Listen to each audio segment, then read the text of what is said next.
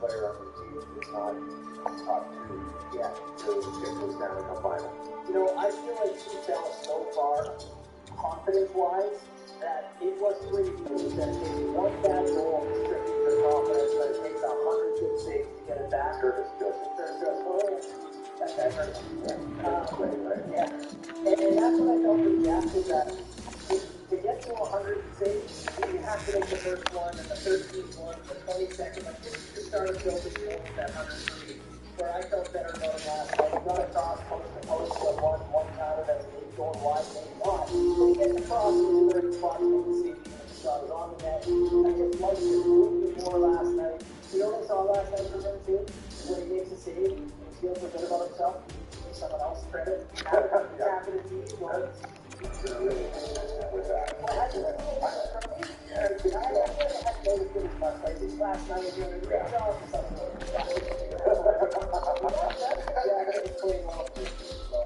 And are you okay with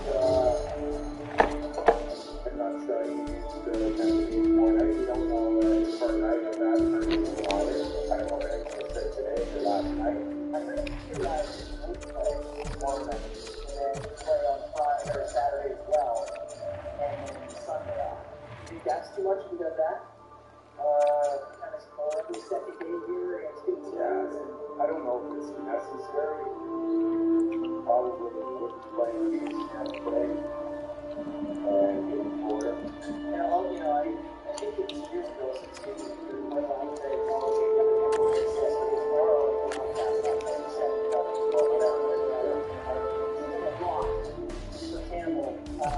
Right away, but I guess it's been up for how long?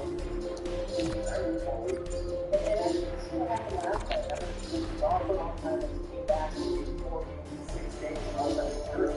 You don't want that to happen. So we and I guess 2001 the back-to-back first guys will have a week off in Tampa Bay with also that one. Maybe I was like this the other day. And I felt this way 24 hours ago, but then all of a sudden the odds went up that Sammy Rangers, the Boston Bruins, would become the opponents in the first round, and not Tampa Bay, based on last night's loss to Detroit, Tampa Bay, and Boston's win over St. Louis. So we're sitting here doing the show yesterday, and there's a 22% chance Boston is going to lose the opponent. Today? 42% chance here. In fact, if you're the Bruins, your most likely opponents are, it's actually the Leafs. They have a big variety of opponents in the league. They're most likely opponents. So Tampa is still fairly more likely than Boston, but yeah. And now you can't help but feel like, as a Leafs fan, I would say, well, don't let's miss the chance to get Tampa. Tampa's frail. Boston just beat the Blues. They're rolling, and then you never want to win against the Lightning. Tampa will be winning. It honestly doesn't matter. Like, the way the Leafs are playing, the way the season's gone, it just doesn't matter.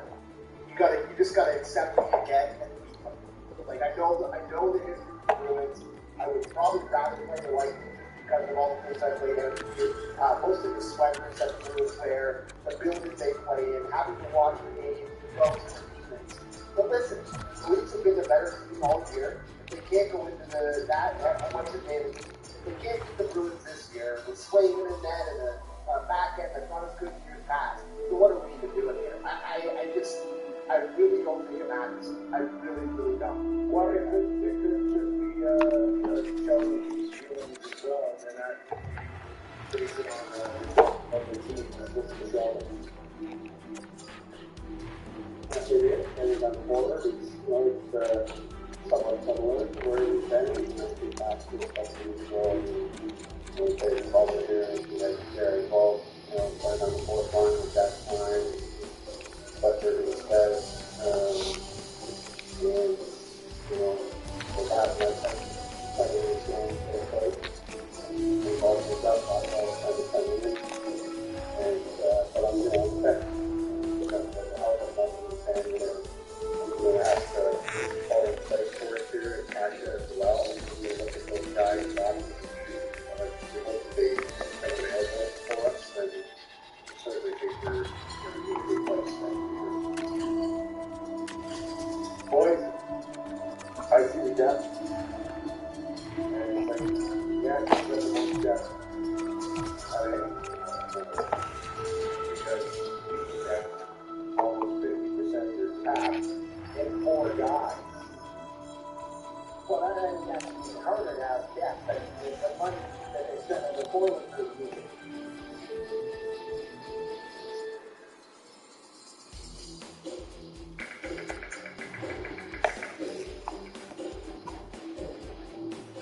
Some say the smile is returned. We say these eyes are presbyopia. You should get a lens upgrade. Progressive lenses are free and are 149 calories. That's excellent. Hey there, Francis. Maybe he could settle this for our senior columnist and analyst with Sportsnet. Aaron, thanks for joining us.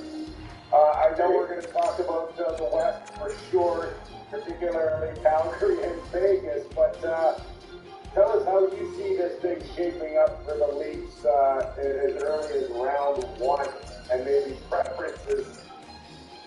Well, I don't think it shapes up well at all. I think everyone in your city knows you're in a collision course with probably the 2 best teams in hockey. If you're going to have any success in not one of them off, you're going to have to face the other one. I do think, like Wayne said, it's amazing. Talking to buddies of mine from Toronto originally, that scar tissue is so well put. You know, people just, you know, that is just so painful to think about playing Boston, even though they are not even close. They're in the same league as either one of those Florida teams. So yeah, you guys are hoping. You guys have got to be hoping for a Boston matchup, but I don't see it happening. I think you're going to face the juggernaut early on, and that's a luck here. Yeah, thanks. Before we do head out west, I figure it's good to get your thoughts on Mark Giordano, the player he was towards the end of his time with Calgary, as well as Seattle. You know, what's left in the tank for Giordano that Toronto has acquired here at the deadline? Wow, I'm so happy for him. You know, I mean, I don't know if it's something he's thought of for a lot of years in his career, but what a unique and great opportunity for him to come home, play for the team he cheered for as a kid. You guys all know the story. But what I've always said about Mark Giordano is that this is a guy who would block a shot with his face in a preseason game. Like, that's how much the game means to him. That's how much of a team player he is. This guy, the one thing you're never going to be shortchanged on is effort. I still think he's a formidable defenseman in National Hockey League, especially if he's playing at second pairing and playing with TJ Brody. I mean, those guys know each other like the back of their hand. I think it's going to be a big, big success. I think people are going to fall in love with Giordano, and I'm so happy for him to get that chance. No matter how it ends in the playoffs, I think it's great. And maybe next year there's a chance he stay there, you know, depending on how this goes over the next month or two. But for the moment, enjoy. And for the city. Eric, as far as Calgary exposing him, was it a hard decision? I look at Calgary's defense before this season started, and I feel to still be there. Why the decision if he can still, of course, contribute to a various degree of high intensity? Why give him up? What happened?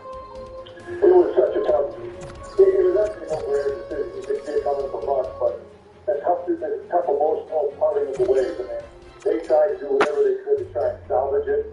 You know, maybe meet some of the asking prices that Seattle had, but the price tag was huge. They wanted a first rounder and a third rounder so that they wouldn't take Mark Giordano. Mark Giordano was their best defenseman last year. There's no question about it. He's their captain, their leader, the most popular player. A pillar in the community, like probably the most popular player in the city. Yet, at the end of the day, because of his age, they had to protect the other 2 defensemen they had, like Noah Hansen, Rasmus Anderson, and I got one, Chris Hanna, who's probably the best defenseman now. So it was just a no-brainer. You know, and I remember the general manager telling me afterwards, and he lost so much sleep over this, but he said, Gio was the one that said to me, you gotta do this. You can't protect me for the best of the organization, and you can't protect me. You gotta let me go, and don't worry about me, I'll be alright. And I just think that is the essence of what Mark Giordano was all about. He knew that it was in the best interest of the organization that he spent his whole career with, and he wanted the best of the organization. And I just think that that little snippet there says all you need to know about this guy. No relationship, if you truly love someone, let them go. That's very good. How romantic. You're talking where the Flames are at right now. They have Cali Gardencroft that everyone's very excited about that. His tie to the players, the goalie before that. There's some people I was asking the favorites come out of the West, and I know Colorado's supposed to be the answer, but God, it's getting hard not to see the Flames. What are your thoughts on where they're at, how they stack up against the likes of St. Louis, Minnesota, Colorado, those teams? Because it feels like the Flames are as good as anyone. Well, over the last 8 weeks, the Flames have the best record in hockey. It's not even close. They got four more wins than anybody closer to them. So they've been unstoppable for a while now.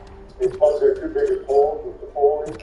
The Foley's been brilliant. A point a game. He's got a goal almost every second game, more than every second game. Everything's going in the right direction for this team right now. They are the second best in the West in the Colorado Avalanche. And I would dare say that the Calgary Flames had a better trade deadline because of their acquisitions than the Colorado Avalanche had. So I think they narrowed the gap even a little bit more.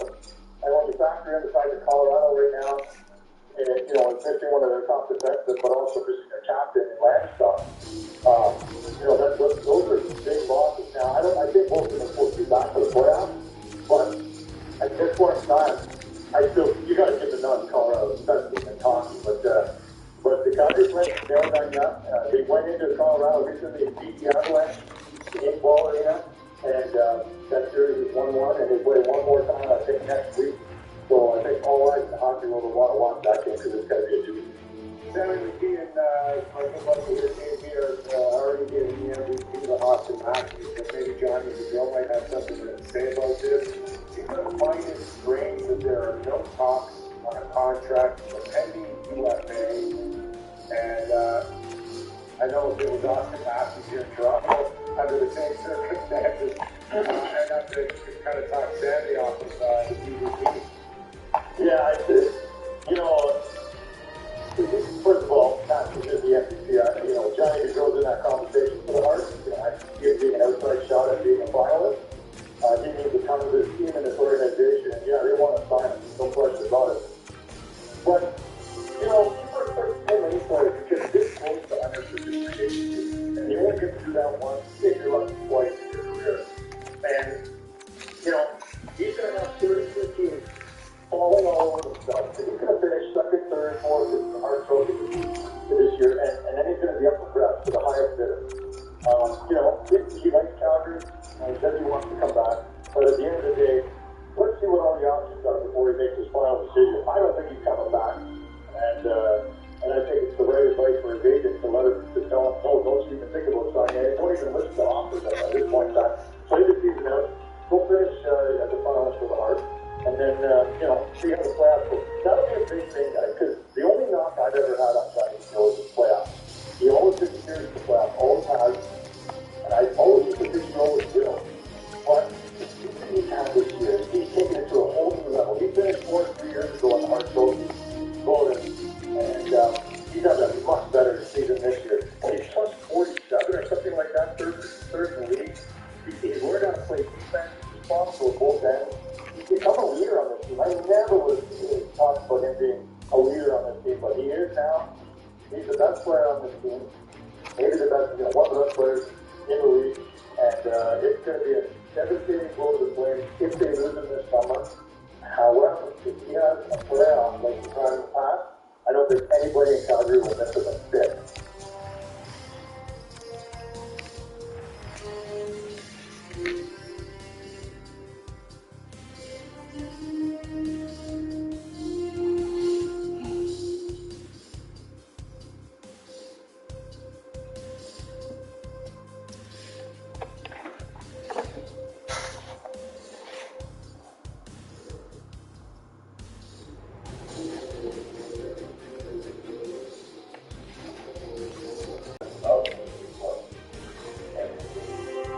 play.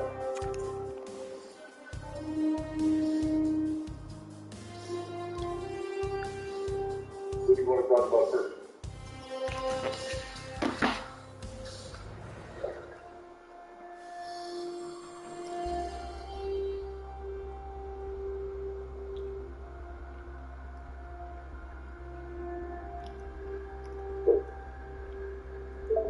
None of it. Well, he's got 38 home runs and 120 RBIs. Guys, got still trying to replace John. Those we can't do it. We can't do it. My deal is we're hitting in the act. Johnny's on base percentage is 4-7. James is on base. Add that up.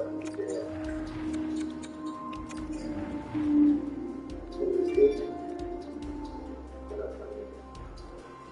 1092 divided by 3.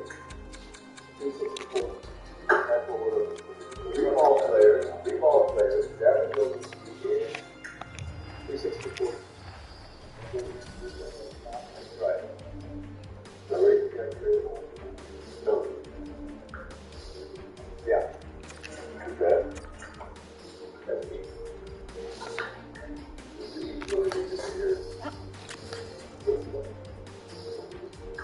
Okay, here's what we want. Number one, David's brother Darren. No, Darren, trouble.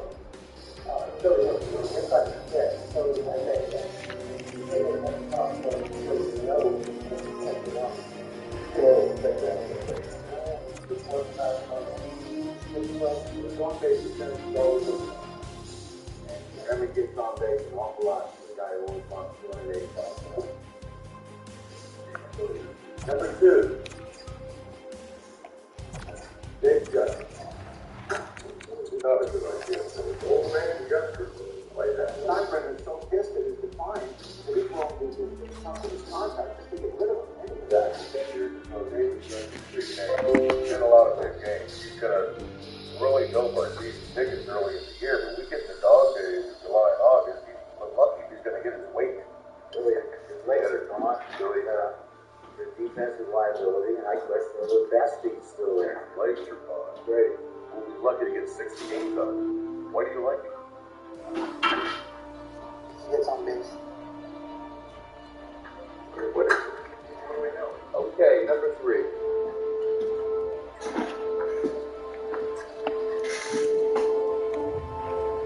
Gotta have. Exactly. They're making up the name already. Yes, it's not a little problem. Well, I think he has a problem. Got hurt there. Nothing she did. That's part of the reason.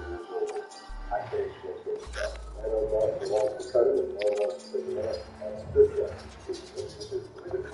You're going to get a guy that's released by half the organization of professional baseball because he's got non-curable nerve damage in his elbow. He can't throw. He can't throw. He can't shoot. What can he do?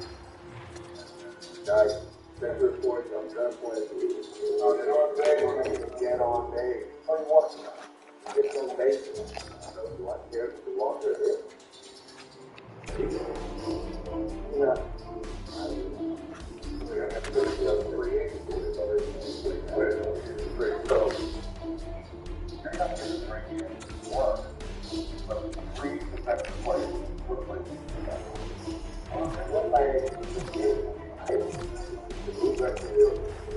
You're a card down. That's a black guy. That's pretty obvious. I don't experience this guy. I think we have to remember here no one is just ownership God. And he doesn't have to make suggestions. That's all fine as well. We've been working our asses off for the last 6.5 weeks to make this ball club better. You're just getting all ready. It's not a discussion.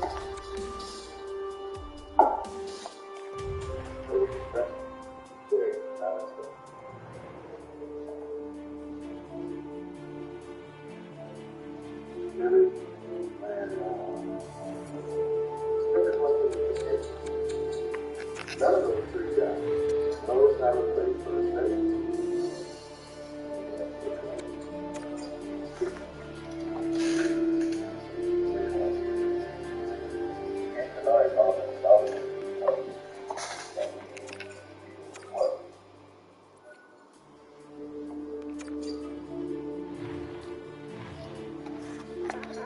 want to talk about first?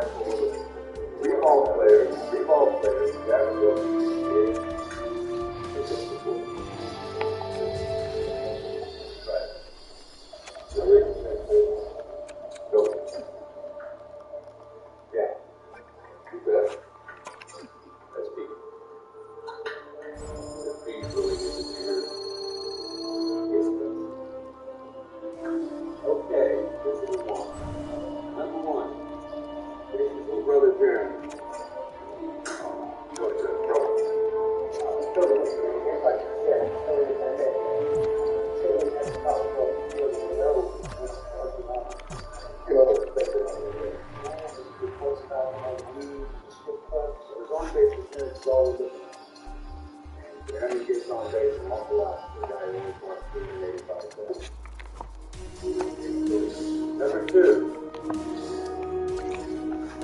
David Gunn. Old man justice. Like that time record from 50 at the time. So these long people take something in contact. You get rid of them. Exactly. So David Gunn's great. And a lot of them get let us know what make us know here. The dog is a lot of dollars.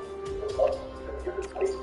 We're going to go on to the defensive liability, and I think that piece of the way, right? And lucky to get 50 games up. What do you like?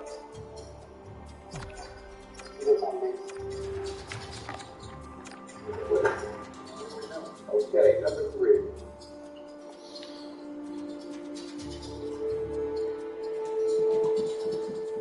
John Adams. Exactly. Sounds like an Uncle Day already. Yes, he's had a little problem. He can't throw. He's got a nerve career. He's not taking career. That's part of his career. So I say it's just good stuff. I love that. He wants to cut it. I want to pick it up. That's good stuff. You're going to get a guy that's like half the organization that's the baseball because he's got non-curable nerve damage in his elbow. He can't throw. He can't throw and he can't shoot. Can he do it? Guys, check your points on that point. Get on day. I think Lambert has become expendable at this point.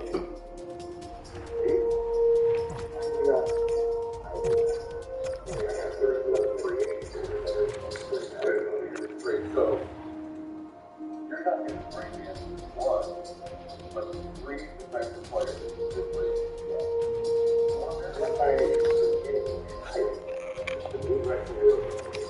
Your card down at the blackjack game. You're going to turn the on. I don't see the seriously. I just think we have to remember this is the man. He answers to no one except ownership and God. He doesn't have to make suggestions. He makes decisions. Look, that's all fine as well. We've been working our asses off for the last 6.5 weeks to make this ball club better. You're shitting all over it. This is not a discussion.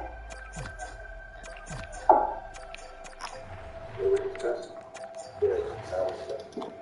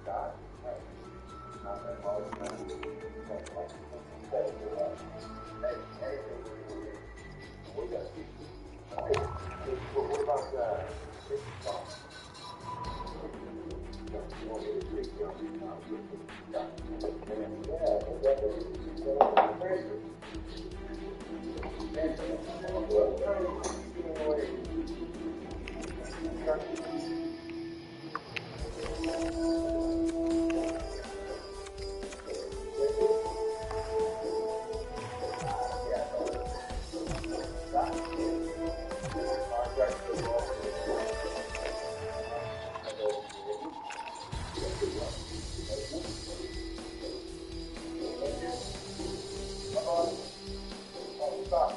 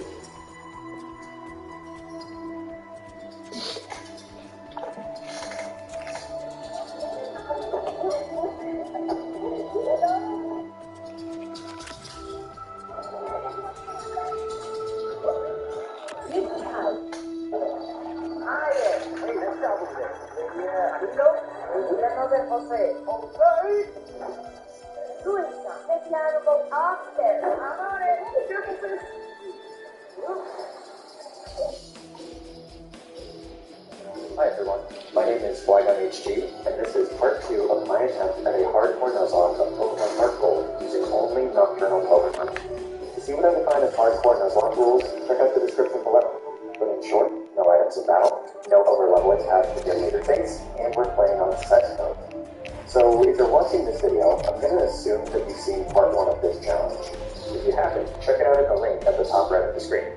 Part 1 of this challenge ended after we collected all 8 badges in Johto and defeated Lance to become the new champion of the Indigo League. Normally, this would be the end of the game, but in Heart Gold and Soul Silver, after you defeat the champion, you gain access to Kanto, where there are 8 more gyms to do the challenge.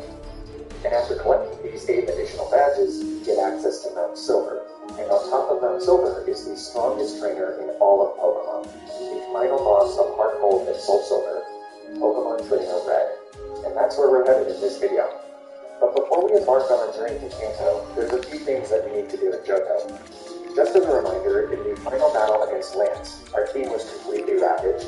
I had to sacrifice the Bruce the Raticate, Lancelot the Noctowl, and Joan of Arc the Ariados. That leaves just Galahad the Vileplume, Siegfried the Starmie, and Gale the Mischievous. However, while me and my team of nocturnal animals were busy waging war against Lance and his dragon, Up Cups the Venonat was just sitting in the box, probably sticking crayons up his nose or something. I don't know what he does in there. But with half the team being buried 6 feet under, a few spots have opened up, and it's time for Up Cups to join the team.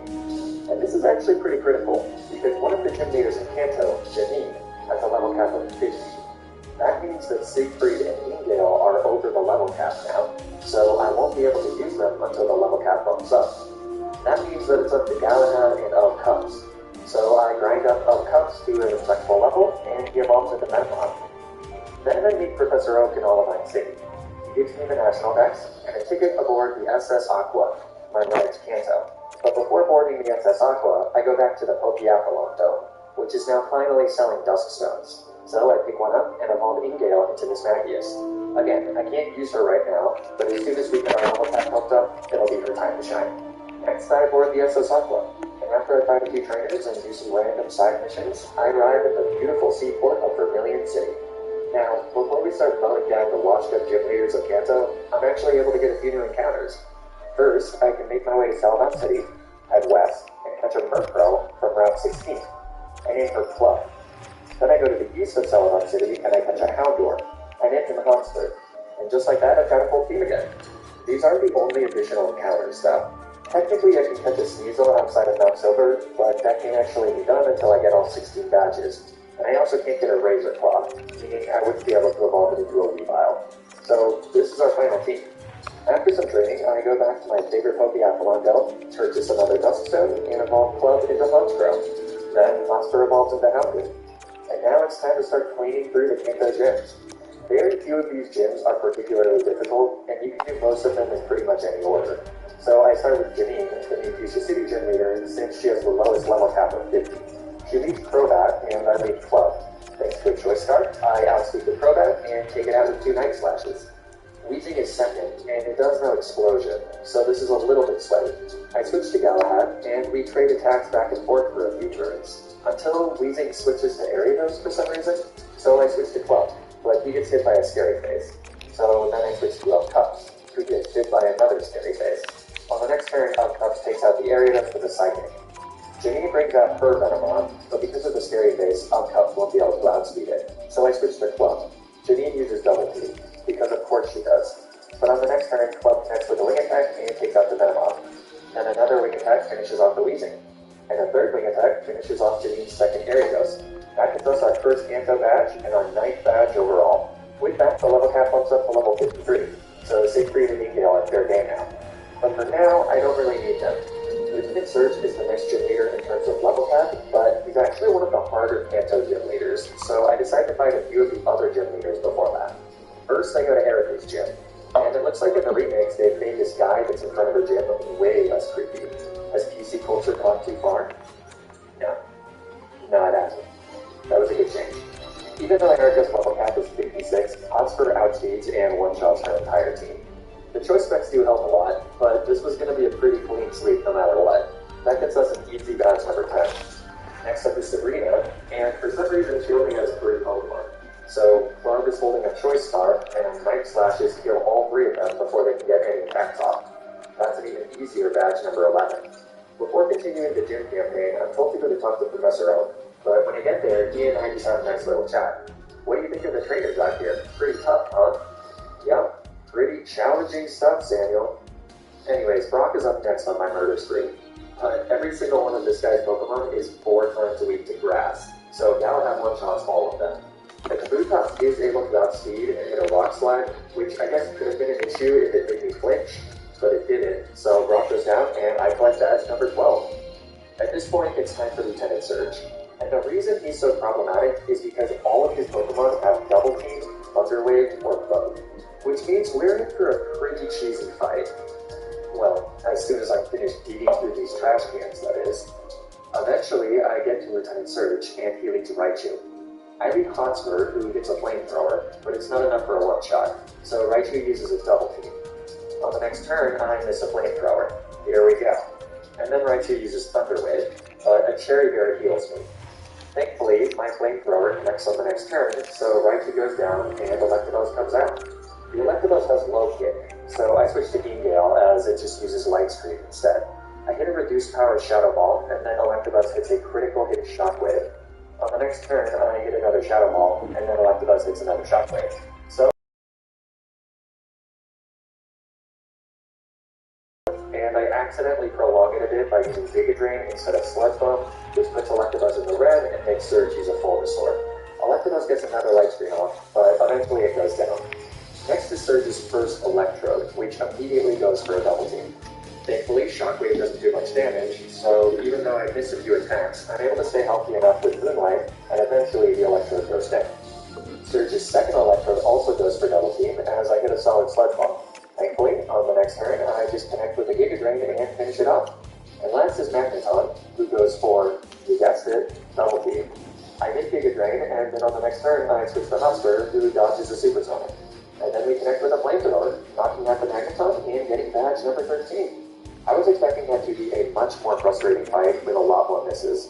All things considered, I can't really complain.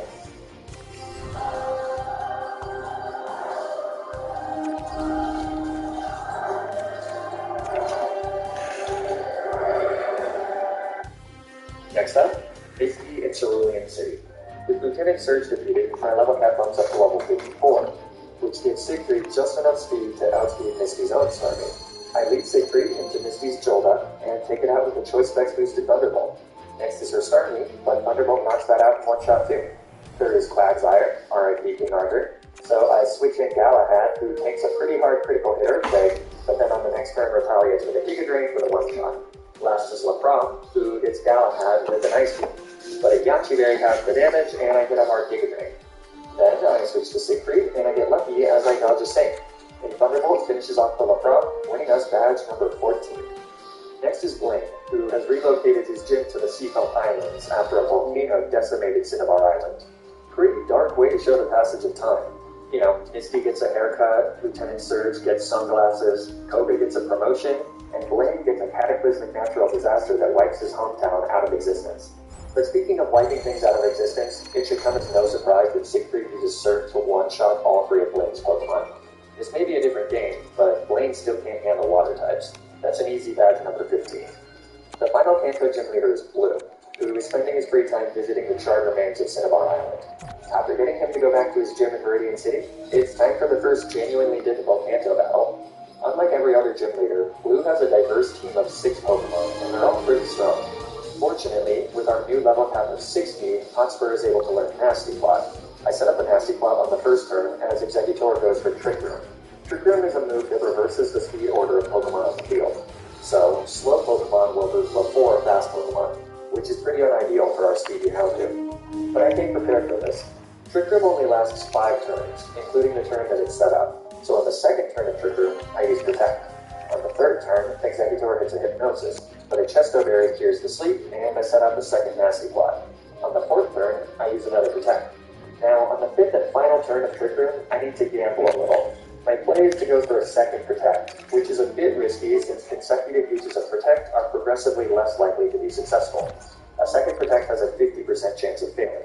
Unfortunately, we're lucky, and Hotspur does connect with the Protect, stalling out the Trick Room. This is definitely lucky, but Executor's only damaging move on Hotspur is Leaf Storm, so barring some terrible critical hits, we would have been fine even if the Protect failed and I got put to sleep. Anyways, with the Trick Room over, Hotspur is able to sweep through Blue's entire team at +4 special attack. Flamethrower takes out the Executor, Dark Pulse takes out the Rhydon, Flamethrower takes out the Machamp, Dark Pulse takes out the Gyarados, and then the Arcanine. And lastly, Flamethrower knocks out the Pidgeot, winning us the 16th and final chip badge. Way. With 16 little pieces of metal clinking around in my pocket, there's only one thing left to do: defeat Red on top of Mount Silver.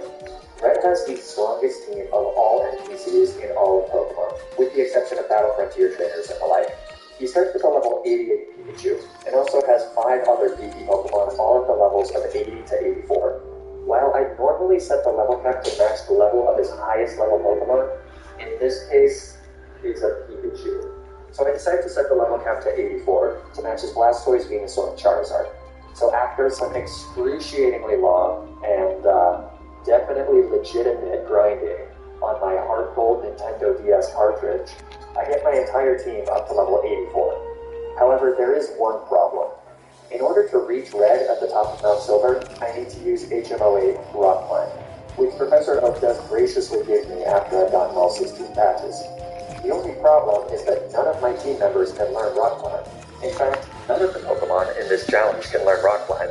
Surprisingly few Pokemon can learn Rock Climb actually, which makes it a very bizarre and kind of stupid game design decision to put the final boss of the game behind such a limiting barrier, especially because Mount Silver is already completely closed off until after you get all 16 badges anyways.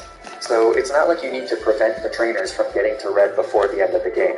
I don't know, seems stupid to limit the types of Pokemon you can bring to the final boss battle, but whatever.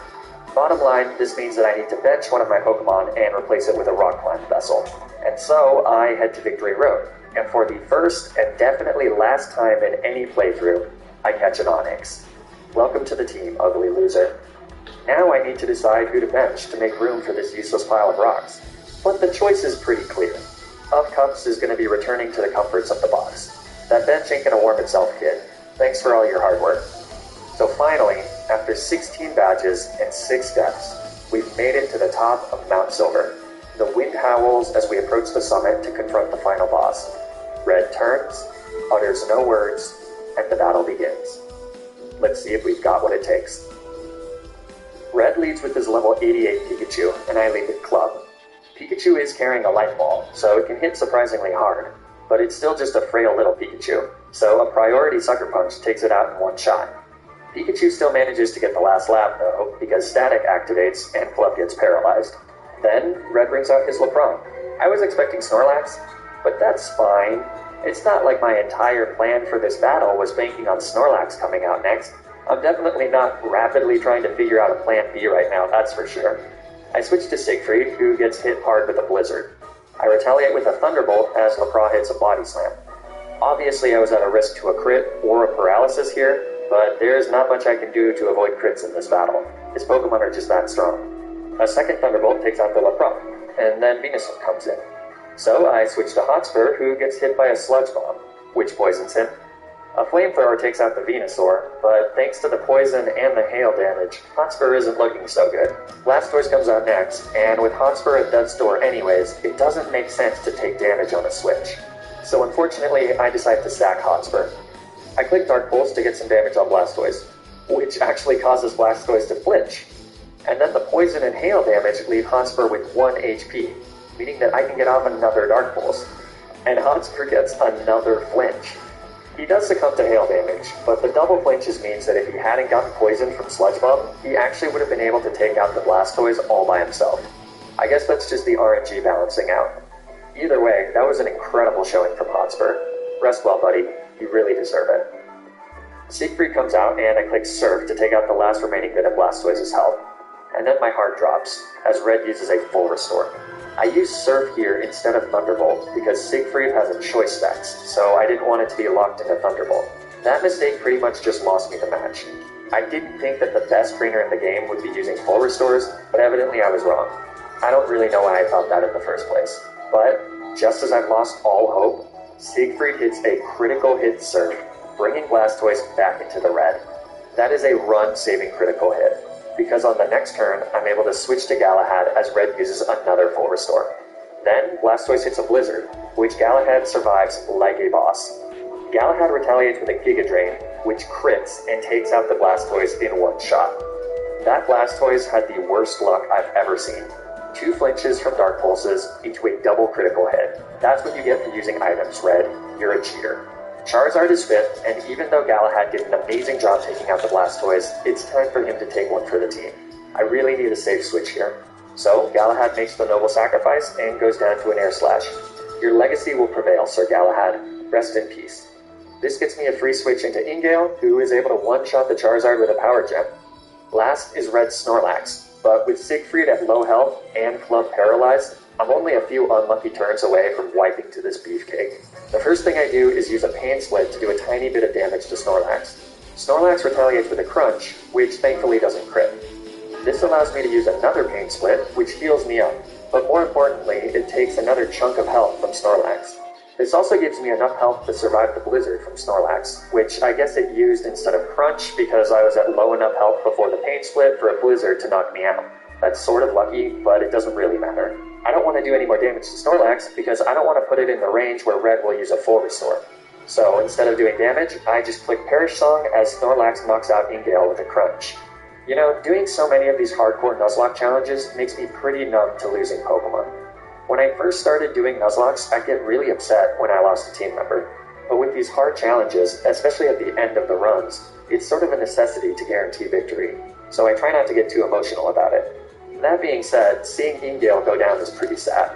It's the first Miss Magius I've ever used, and she did an amazing job. Enjoy your ghostly sleep, Ingale.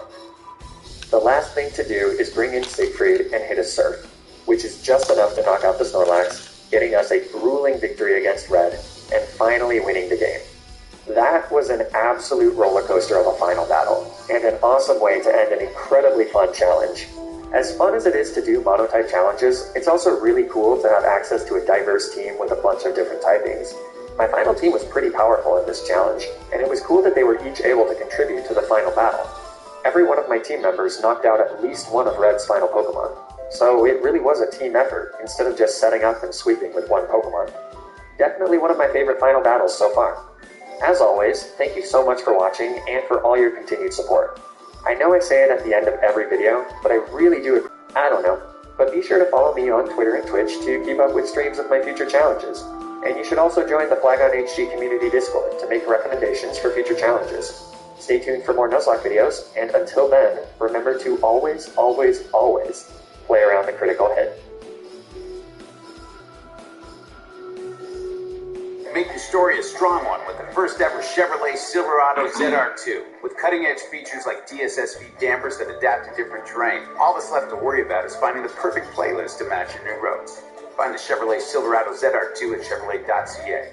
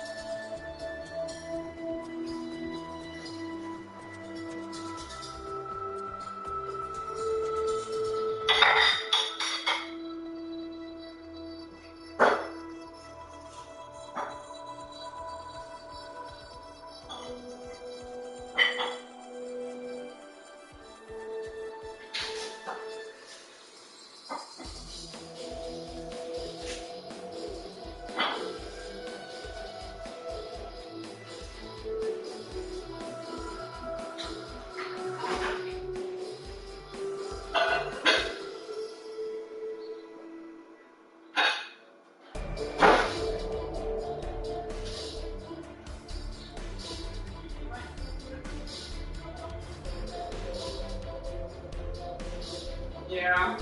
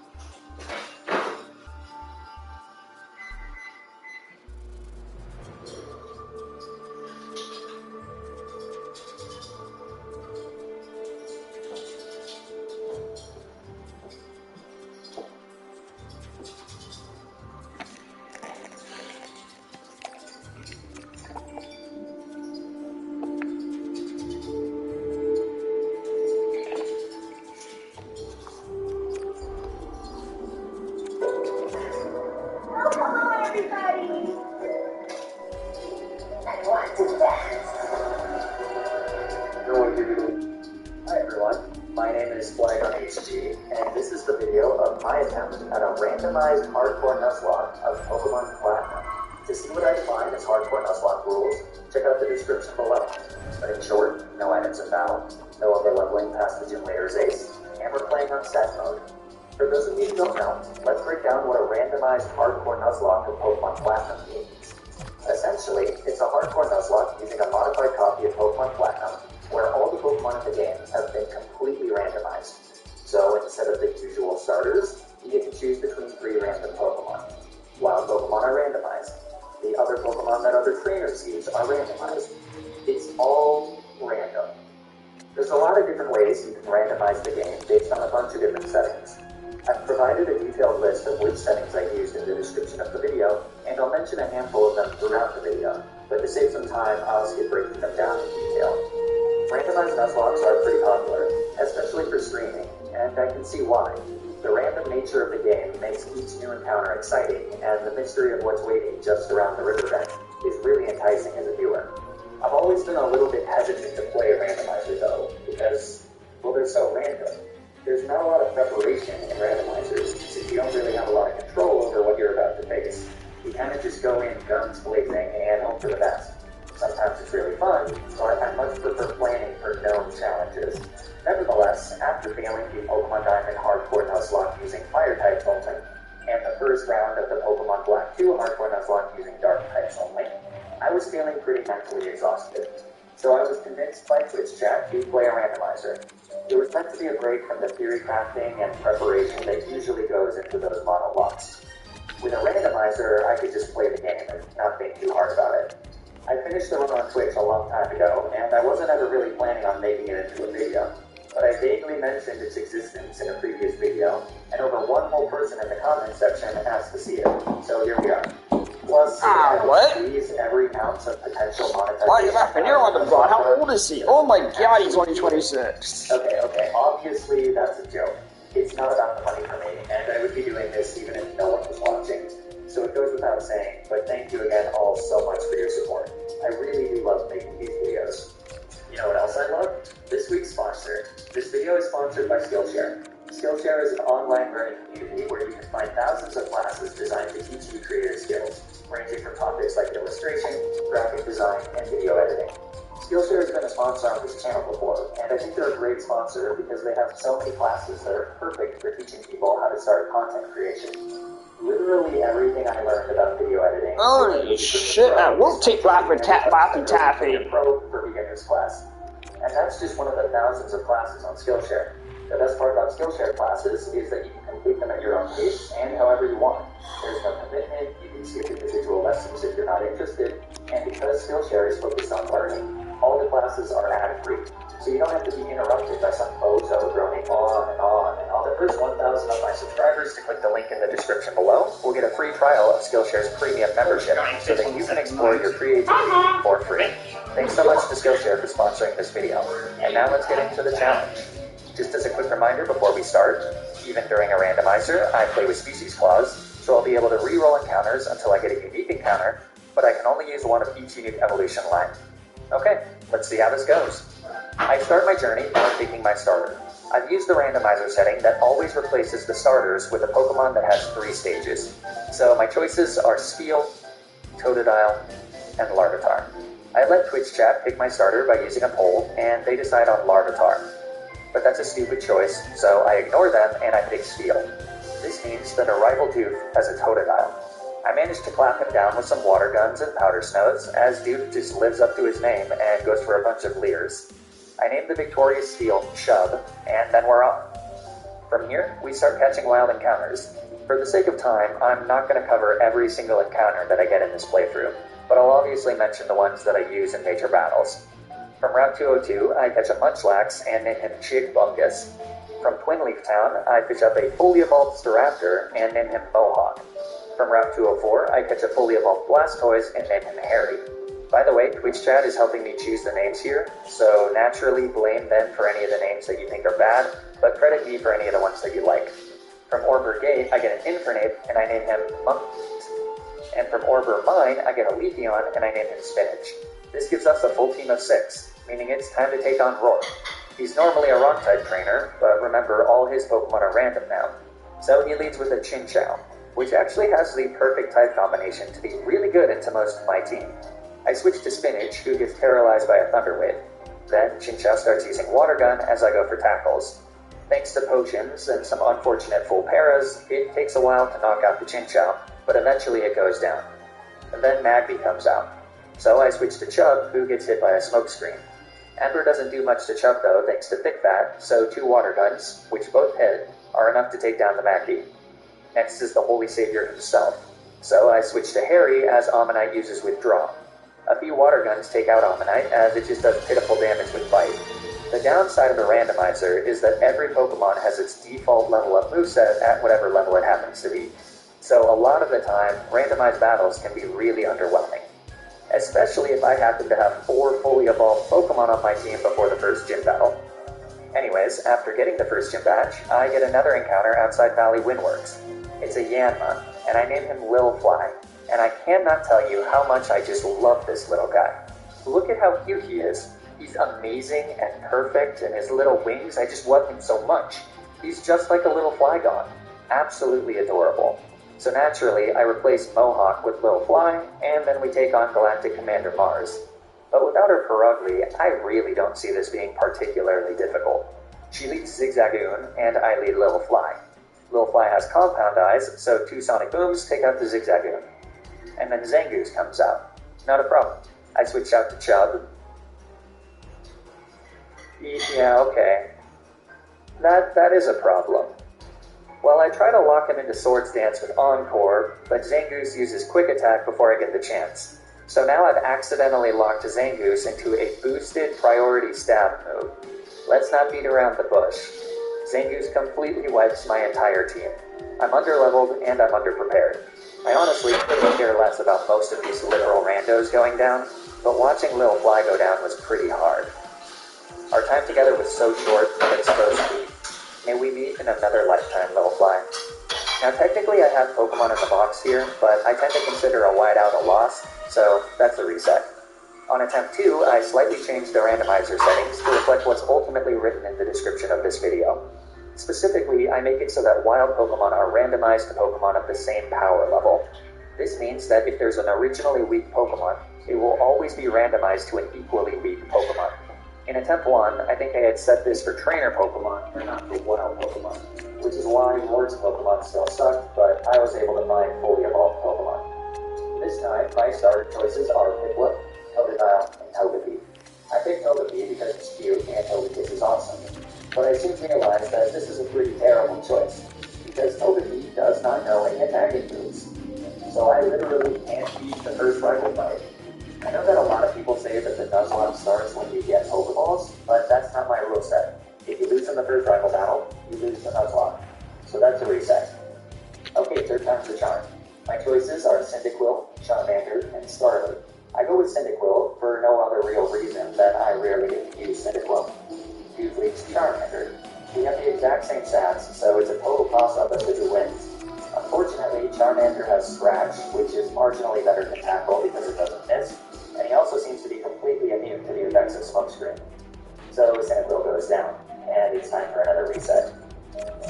As the saying goes, fourth time's a charm, right? My choices are Totodile, Zubat, and Charmander. I pick Totodile, and Dude picks Zubat. So this should be a pretty easy victory.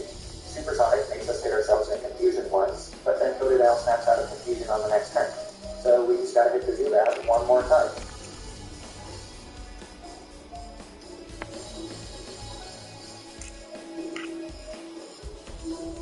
Yeah, sure. You know what? Sure. That might as well happen. Okay, attempt 5. This time, Professor Rowan offers me a stir-fry of mixed veggies, Chikorita, Lotad, and Oddish. So I pick Chikorita, and Dude picks Lotad. And then somehow, against all insurmountable odds, I'm able to get past the very first rival fight, and I can actually play the game. I name Chikorita Pear, and then we're on.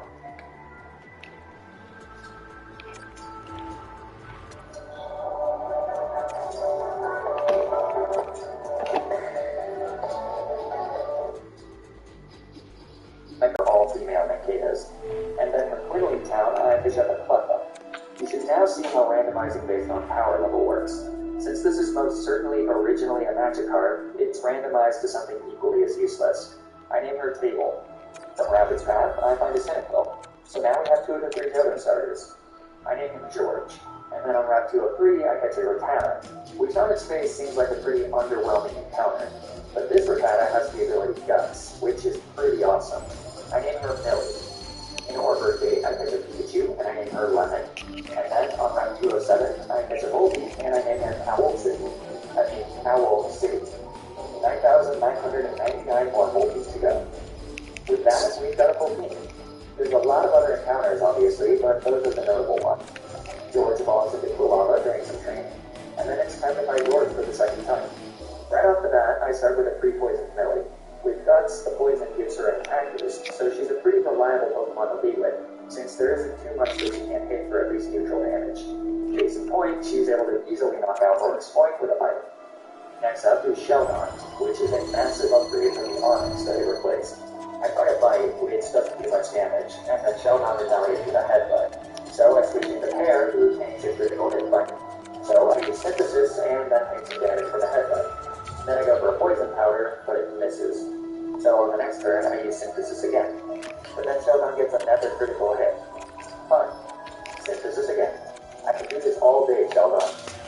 Well, I guess actually I can't, because I'm almost out of Synthesis PP. Anyways, I go for another Poison Powder, but I miss that one too. So it's time for another Synthesis.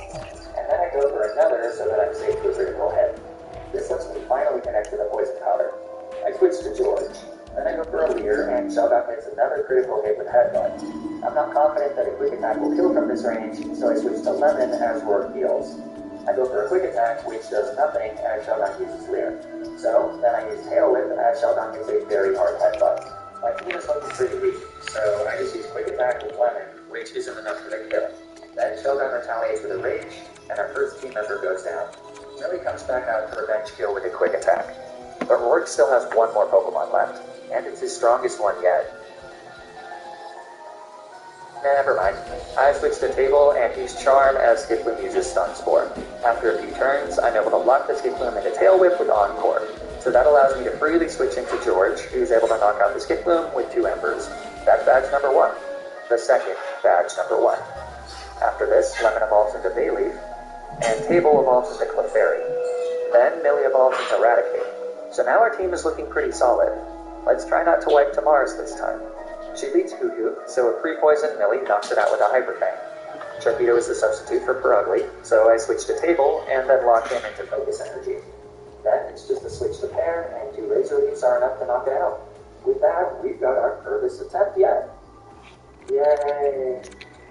En route to a mime, I catch a routine. I name him Muschetti, and I make the mistake of making him a part of my team. I was really enticed by the idea of using a Dragonite, but that doesn't actually happen until level 55. Until then, Dratini and Dragonair are kinda garbage, but I don't end up accepting that until much, much later in the run. At least he has Dragon Rage for now, which is very good at early game. The only other noteworthy encounter here is a Dustful from Mount Cornet. Having a Ghost type for pivoting is incredibly useful in a randomizer, especially since a lot of Pokemon have normal type moves in their moveset. I named him Hades. Okay, Gardenia time. As usual, I don't know what's coming, but I'm just gonna leave pre-poison Millie. Gardenia starts out with a Chinchou, so a gut boosted Hyper Fang knocks it out in one shot. Then Electrode comes out. Electrode uses a Light Strain, and I use Hyper Fang for big damage. I try to see if a Quick Attack will be enough to kill it, but Electrode hangs on with a Slither. Fortunately, it only hits a very weak spark in retaliation. Unfortunately, on the next turn, Gardenia uses a Super Potion, and Millie misses a Hyper Fang. So it's time to switch to Muschetti, who gets paralyzed by Spark.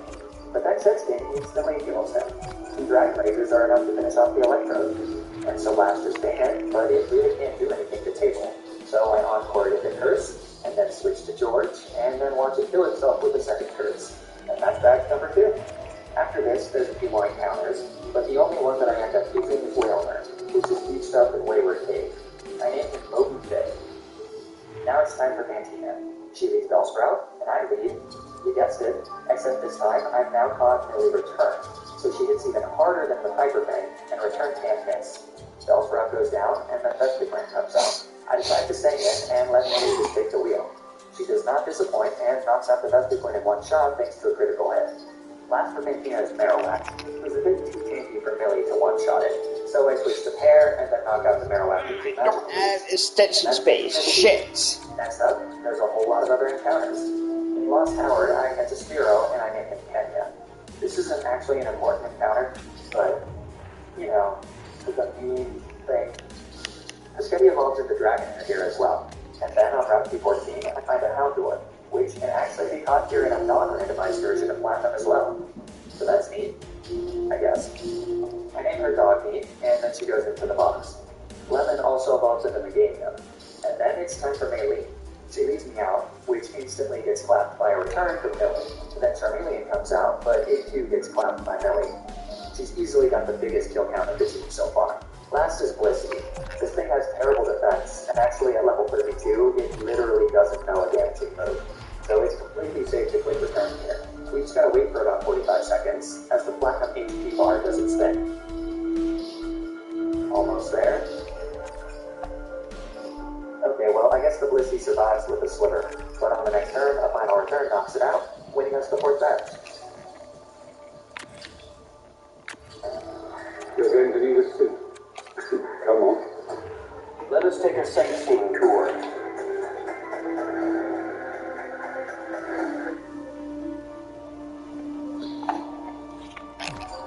Okay, encounter time. At Valor Lakefront, I find a big Bravo, so like the narcissist I am, I name him HG. On Route 213, I catch a Grovyle and name him Style. And on Route 212, I catch a Machop and name her Rassel. Then George evolves into Typhlosion, and Hades evolves into Dusclops. And for now, it's time for Crasher Wave. He leads Espeon, which instantly gets one-shot by a Crunch from Millie. Giraffe Ridge comes out next, and also goes down to a crunch. And then last is Slowbro, who actually does tank a crunch pretty handily. Well, there was almost back-to-back team sweeps for Millie, but the poison damage is starting to build up here. So I switched to Pear, who finishes off the Slowbro with a magical leaf. And with that, Psychic Trainer Wake is defeated, and we get badge number 5. With the new level cap, Moby Dick is able to evolve into Whale Lord.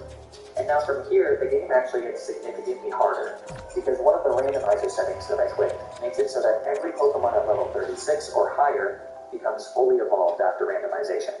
So now pretty much every trainer will have a team of strong Pokemon. I obviously can't show every single trainer battle, but there were a lot of close calls. Eventually, I get to my first confrontation with Cyrus. He's spewing some pseudo-intellectual BS about world balance, and it sounds like it's ripped directly from one of those online message boards of the early 2000s. I bet Cyrus would get vaccinated. Don't be like Cyrus. Cyrus leads with the B-Barrel, and Millie is a little tired from pitching 95-mile-per-hour fastballs for 2 gyms in a row. So I lead Paschetti. B-Barrel only knows normal type moves at this level, so I switch to Hades as he goes for Amnesia. Cyrus then switches B-Barrel out into Quagsire, and I go for a Curse. A Wiki Berry here's a little bit of help. Then I switch to Pear as Quagsire uses Amnesia. Magical Leaf knocks it out on the next turn. And then Cyrus sends out Garchomp. That's not great. Based on the Garchomp's level, this is what Cyrus's Murkrow is randomized to. At first I thought it was kind of weird that the randomizer would consider a duck to be the same power level as a freaking Garchomp. But then I realized that what probably happened is that it was randomized to a Gabite and then fully evolved based on the setting that I just mentioned. So, kind of shot myself in the foot with that one. Well, without an Ice type attack, this is pretty scary. Garchomp gets a Dragon Claw as I go for a Poison Powder, which thankfully lands. I'm at risk to a critical hit Dragon Claw, but Pear is by far my bulkiest Pokemon other than Hades, who's at half health, so switching isn't really an option. I kinda gotta just stall the Synthesis, but every time I do that, I'm risking a critical hit. So is it really that surprising when Garchomp gets a critical hit on the next turn? That knocks out our starter, marking the first step since the first gym battle. Moby Dick is able to come in and finish off the Garchomp, but even that is really only because he goes for Slash on the first turn for some reason. I have no idea why, but since he doesn't get another critical hit with Dragon Claw on the next turn, Moby Dick holds on and knocks him out. Last is B-Barrel, but since it can't damage Hades, I switch him in, use Curse, and then watch the life slowly drain from B-Barrel's dumb face. And that's Cyrus defeated. After burying Lemon, we have to decide who to train up as a replacement. Who should I use to replace my Grass-type starter? Razzle the Machop is the obvious candidate. With some training, she evolves into Macho. And another one of the randomizer settings I clicked makes it so that Trait Evolution can evolve by level up instead. So after a bit more training, Razzle also evolves into Macho. And then it's time for Byron. He leads Toxicroak, and I lead the always reliable Millie. But the consistently fully evolved Pokemon are starting to make her a little less reliable as a lead. Fortunately, she still has enough power to knock out the Toxicroak in one shot. Honchkrow, on the other hand, not so much. Oh, okay. Unless she gets a critical hit. What a beast. Omastar comes out third, so I switch to my Grass-type starter. Oh wait, he was killed. Okay, I switch to Razzle, who's able to knock out the Omastar with a few Brick Breaks. It does take a few turns, because Omastar took some plays out of the Pelipper playbook and Protect stalled for a while, but eventually it goes down. And that's Byron defeated. From here, there's no new noteworthy encounters, just a bunch of battles with Galactic Commanders and the trainers on the way to Snowpoint City. They're tough, but we get there in one piece. So let's just jump straight to Candace. She leads Sudowoodo, so it seems that Millie has finally met her match. I switch to Razzle, who takes out the Sudowoodo with a few Brick Breaks. Candace wastes a Hyper Potion too here, which is nice. Next for Candace is Togekiss, who has a pretty stacked moveset of Sky Attack, Air Slash, Extreme Speed, and Aura Sphere. I switch to Moby Dick, as Togekiss fortunately misses an Air Slash. I say fortunately because Air Slash does a huge chunk of damage on the next turn. But Moby Dick is able to finish it off with 2 Surfs. Third is Brony, so I switch to George. And a single Flamethrower is enough to kill it. And then last is Forksel. So I switch to Paschetti, who tanks an Aqua Jet. Forksel hits a Crunch, but then Paschetti nails it with a critical hit Dragon Rush for the one-shot. Nice job, buddy. That's badge number 7. After that, I backtrack to Route 217 and catch a Sneasel. I named her Stabitha. She goes in the box, for now. Then I get a Reaper's Claw, and I use it to evolve Hades into Dusknoir. My favorite thing about this randomizer so far is that I've gotten to use a lot of... Anyways, from From here, we can fast forward to the showdown on the top of Spear Pillar. First up is the double battle against Mars and Jupiter, which is always a bit of a challenge since Steve comes along for the ride. Mars and Jupiter lead Executor and Dusknoir. I lead Moby Dick and Duke leads Marowak. Executor knows Woodhammer, so I really can't stay in here. I switch to George, who tanks a Woodhammer, and the Dusknoir sets a curse on Marowak. And then Marowak lands a very weak thrash on Executor. On the next turn, I knock out the Executor with a flamethrower, and the Dusknoir uses Mean Look on George as Marowak just whips a thrash. Mean Look means that I can't switch out of battle as Luminion comes in, so that's not great. I decide to try and kill the Luminion quickly since it can use Whirlpool, but a Rock Climb doesn't do much, and then it sets up Aqua Ring. Dusknoir does surprisingly good damage into George with a Shadow Punch, and then Marowak hits an incredibly pathetic thrash. Things aren't looking good for George here. On the next turn, I decide to pivot to trying to kill the Dusknoir, so I hit it with a flamethrower, but that leaves it with a sliver. Luminion then uses Whirlpool as Dusknoir knocks out the Marowak. So now, even if I take out the Dusknoir, I'll still be trapped by a Whirlpool. Ugly brings in Crodley, which is completely useless. I flamethrow the Dusknoir for the KO, and Luminion does a baby amount of damage with Whirlpool. And then Crodley uses Ancient Power for basically no damage. Then Omastar comes out to replace the Dusknoir. So, yeah, George is definitely dead. I can't switch because of the Whirlpool, so the only thing that I can do is hit Flamethrower to do a little bit of damage to Luminion. And then Brian kills George. So now I've killed 2 of the 3 Johto starters. Well, actually in attempt 4, my Totodile died, so I killed all 3 of the Johto starters. I bring in Razzle to kill the Omastar, but it uses Protect as Crodley just wastes time doing essentially nothing. Omastar also gets a double Protect as Duke continues to do nothing of use. Seriously, at this point it might just be better to kill Duke's Crodley. Razzle is finally able to get a Brick Break off, but Omastar survives and retaliates with a very strong Grunt. On the next turn, I switch to Moby Dick. Then, Waterspout knocks out the Omastar. Gramble is out next, but another Waterspout hits the double KO on Gramble and Luminion. Last is Duskforest, but a final single-target Waterspout knocks it out in one shot. So that's Mars and Jupiter defeated. Before plunging into the Distortion world, I gotta dispose of George's body and find his replacement. I choose Dogmeat the Houndour, who evolves into Houndoom after a bit of training. I've also finally decided that Piscetti is no longer bringing enough to the table to justify a team slot. So I replace him with HG the Brava, who evolves into HG the Flygon after some training. With all our new team members trained up, it's time to take on Cyrus. He leads Red Couriers and I lead Kelly. So it looks like pre-poisoning her for this fight and then consistently healing her with super potions as we walk through the entire Distortion world was a complete waste of time. Oh well. I switch to Moby Dick, who tanks a Hammer Arm, and then I retaliate with a Surf for the one-shot. Next is Blissey, but her only attacking moves are normal type moves, so it's a safe switch to Hades. This causes Cyrus to switch to Magmortar, so Hades wins a Will-O-Wisp. Then I go for a Shadow Sneak as Magmortar uses Flamethrower, which burns me. This was really stupid because now Dusknoir is no longer a flawless Blissey counter. Oh well. On the next turn I switch to HG, and just look at what they did to my baby. Look at how ugly this back sprite is. A bunch of Game Freak employees must have gathered for a morning meeting one day, said, let's make Flygon look like the Hunchback of Notre Dame, and then just broke early for lunch. This sprite is a crime. Well, whatever. An Earthquake one-shots the Magmortar, and then Blissey comes back out. So I click Earthquake, and then I go watch the extended cut of Return of the King. After the Hobbits have all safely returned to the Shire, I come back to the game just in time to watch Blissey's HP hit 0. Next is Poliwrath, but he only knows normal and fighting type moves by level up, so I switch to Hades. So Cyrus switches out to yet another fire type, so Will-O-Wisp is useless again. I switch to HG on a Fire Fang, and then I hit an Earthquake. Feels a bit like deja vu here. Poliwrath comes back out, but Hades won't survive 2 turns of burn damage, so I stay in and go for an Earthquake. Poliwrath retaliates with a Dynamic Punch that easily would have killed me if it could. It also confuses me. So I switch to Razzle and tank a submission. Then Poliwrath misses a Dynamic Punch as I go for a Brick Break, which leaves him with a Sliver. Cyrus uses a Full Restore, so I go for another Brick Break. And then I switch to Millie. Looking back at the footage, I can't really tell you why I did this. It doesn't look like I needed to sacrifice her here, but thankfully Poliwrath misses a Dynamic Punch, so Millie is able to retaliate and kill it with a Return. And that wins us the battle. From here, it's time to face Giratina. In the randomizer settings, I've made it so that legendaries get randomized to had no idea what's coming my way. I approached the foe Giratina and prepared for the worst.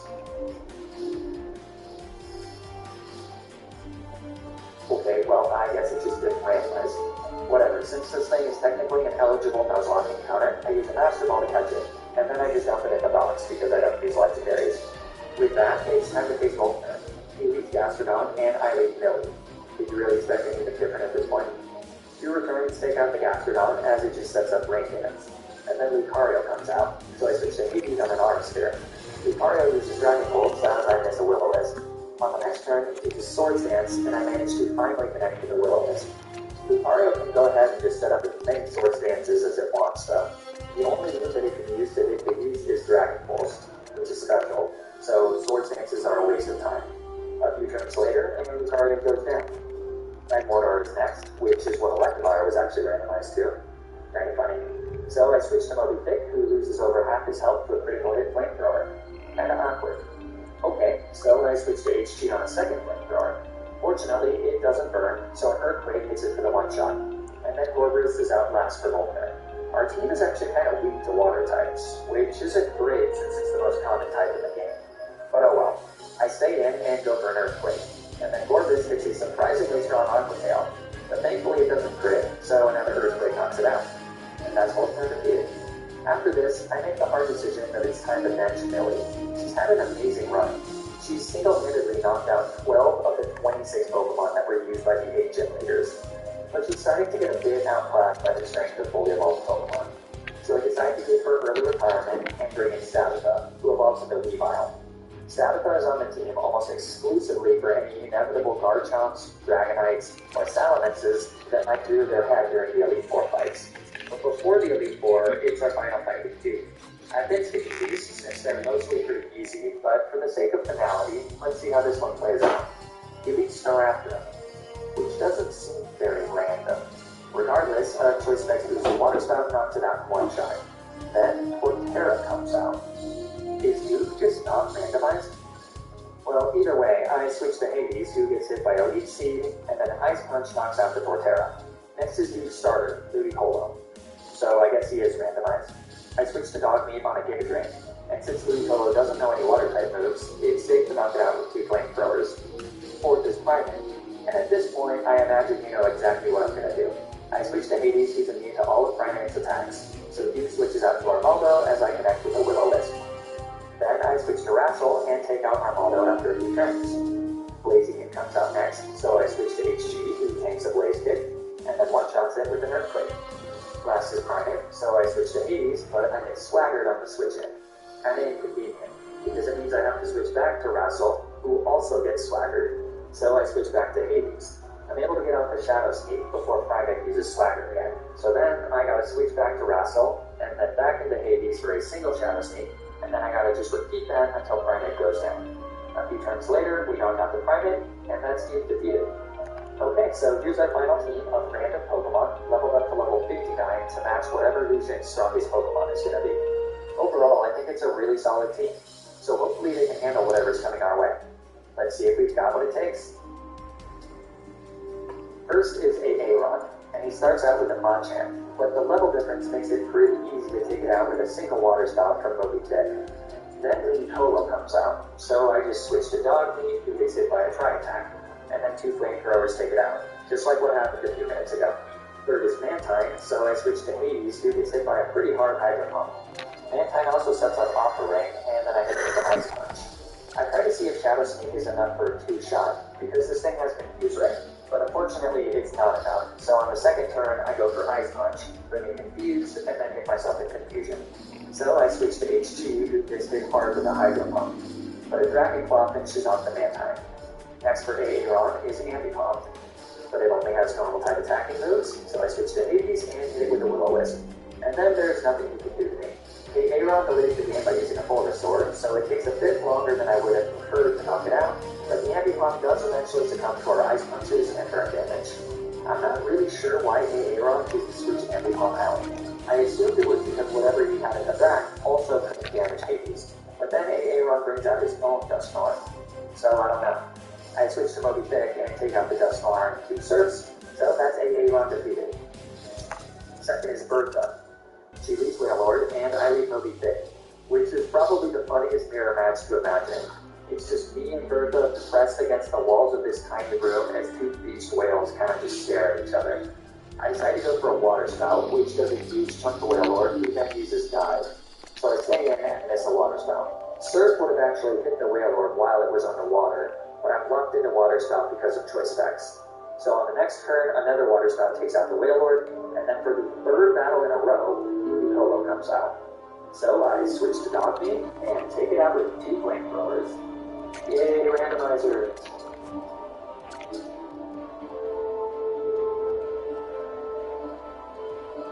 Next up is Caesar.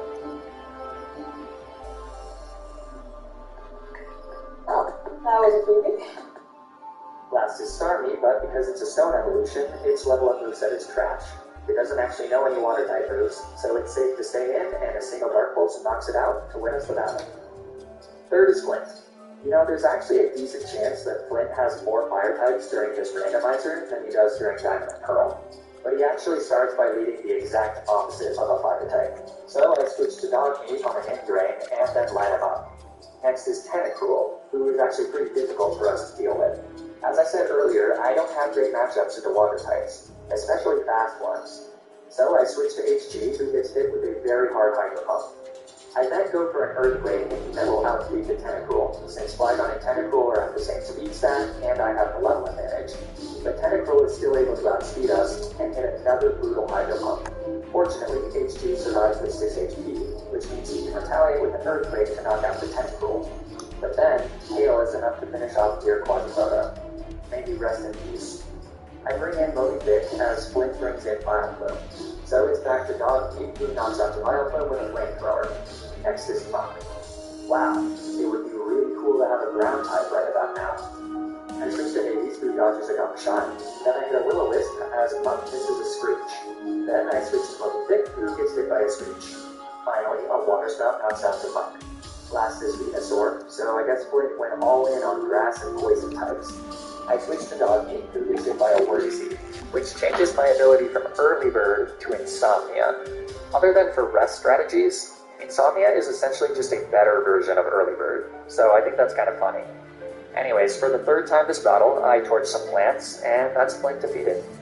Without HG, another Tentacruel is going to be a pretty big problem, so let's hope that the last 11 Pokemon don't randomize into another Tentacruel. Last for the Elite Four is Lucian. He leads Kangaskhan, and I lead Dog Meat, because he just learned Nasty Plot, so I figured I might be able to get lucky with the lead and get a free setup. Unfortunately, I don't, so I switch to Hades. Kangaskhan hits a pair of nasty outrages as I land a Will-O-Wisp. She then gets confused as the outrage ends. I want to keep Hades healthy for whatever's in the back, so I switch to Wrassel, and Wrassel knocks her out with her revenge. Next is Jumpluff, so I switch back to our resident arsonist, who gets hit by another Worry Seed. Jumpluff goes for a bounce, so I do miss the first flamethrower. And then Bounce does a surprisingly large amount of damage, and also manages to paralyze Dog Meat. But thankfully, we don't get fully paralyzed, and we're able to take out Jumpluff in one shot. Next is Hitmonchan, but as with most fighting types, we can't do anything to Hades. Lucian then switches to Licky Licky, who gets hit with a Will-O-Wisp. So then I switch to Wrassel. A single Brick Break knocks it out, and then Ampharos comes out. I decide to stay in and hit a Brick Break as Ampharos sets up a light screen. Another Brick Break won't kill it, and I don't care about breaking the light screen, so I just go for revenge. Discharge thankfully doesn't paralyze me, so I'm able to knock out the Ampharos with a boosted revenge. Last is Hitmonchan, so I switch back to Hades. We miss about 1 million Will-O-Wisps, and Hitmonchan also spams Detect, but eventually we connect, and then a few turns later, Hitmonchan goes down. And that's the Elite Four defeated. Last is the champion Cynthia. Her team is fully randomized, so I have no idea what to expect. But whatever the Garchomp randomizes into is going to be at least as powerful, if not more powerful. So this is pretty scary. We enter her chamber and start the final battle of the randomizer. Cynthia leads Camerupt and I lead Dog Meat. This would have been a really great time to lead Moby Thick, but I tried to get a little cheeky with Nasty Plot set up again. Well, I switch to Moby Thick, who gets hit by an incredibly hard Earthquake. On the next turn, we outspeed and hit a Surf for the one shot. Next is Rhyperior. Well, that was a freebie. Third is... Okay, so Cynthia's Garchomp randomized into a Garchomp. Well, in all fairness, that is an equal power level. I go for a Surf, but Garchomp uses Dig. I'm choice locked here, so that's why I'm not going for Ice Beam. Garchomp surfaces on the next turn, and Moby Dick hangs on with 5 HP to hit a Surf. Then Garchomp goes for another Dig. At this point, Moby Dick has done his job. So, with a final salute, the Great Giant goes down. Rest well, you beautiful, enormous creature. Stabitha comes in and finishes off the Garchomp with an Ice Punch, so at least Cynthia's strongest Pokemon is now defeated. Blaziken comes out next, so I switch to Hades, who takes a really strong Blaze Kick. This thing can actually do a lot of damage into my whole team, so this is not looking particularly good. Hades takes another Blaze Kick and then hits a Nightshade. Then I just go for a little bit of chip with Shadow Sneak, as Blaziken finishes off Hades with a Brave Bird. Rest well, buddy. With the damage done by Hades, I should be able to knock out Blaziken with an Ice Punch from Stabitha, as long as I can set up a Swords Dance beforehand. I have a Focus Sash, so I can definitely survive one hit, but if Blaziken burns me, it's all over. So, I go to set up a Swords Dance.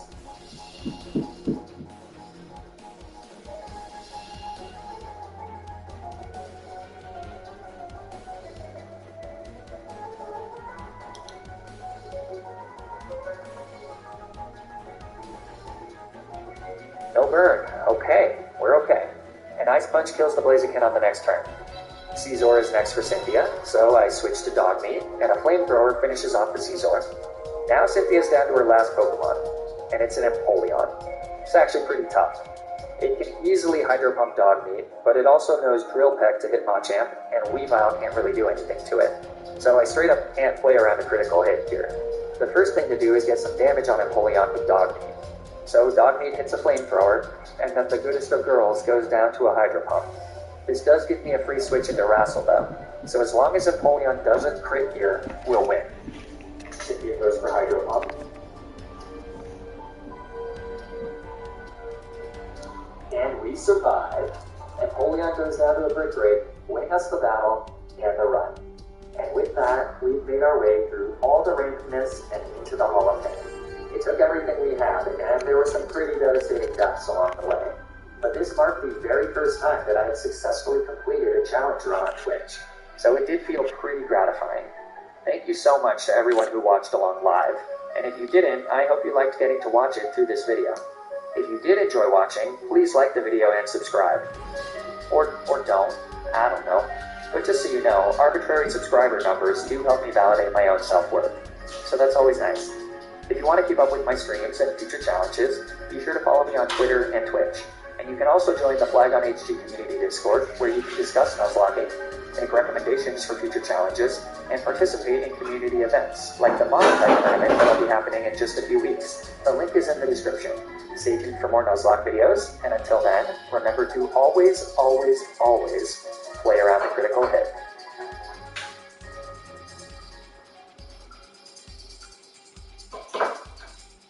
Yogo Canadian Harvest, a rich and creamy yogurt made with 100% Canadian fruit. Like the cherries from Mark and Sophie's farm. Sophie! He's talking about our cherries on TV? Get it! Yogo Canadian Harvest, from here for here.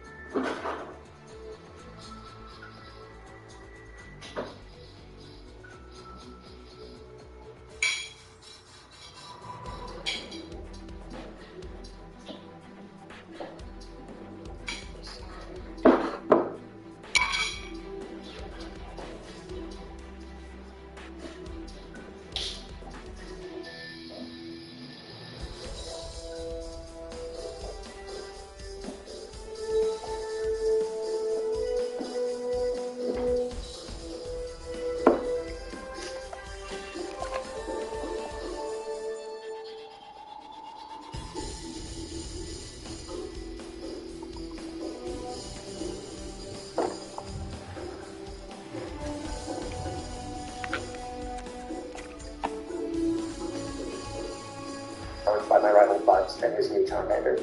And this battle was pretty much as expected. I mean, as an experienced Pokemon trainer, I start my journey by picking Bulbasaur as my starter. Bulbasaur is probably the best starter early game because he's super effective to the first two gym leaders. He's also a chunky boy and takes hits well late game. I name the Fog and decimate my rival Butts2 and his new Charmander. First try. After getting Pokeballs, I catch my first set of encounters. From Route 1, I catch a Rattata and name her Anyone Can Cook, because anyone